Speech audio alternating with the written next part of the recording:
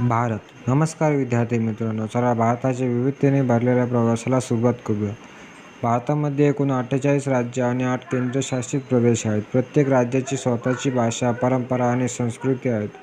भारताला नद्यांचा देश असेही म्हटले जाते. येथे गंगा, यमुना, ब्रह्मपुत्रा, नर्मदा, गोदावरी आणि कृष्णा यासारख्या 4हून अधिक नद्या वाहतात. यापैकी गंगा ही सर्वात लांब नदी आणि पवित्र नदी मानली जाते.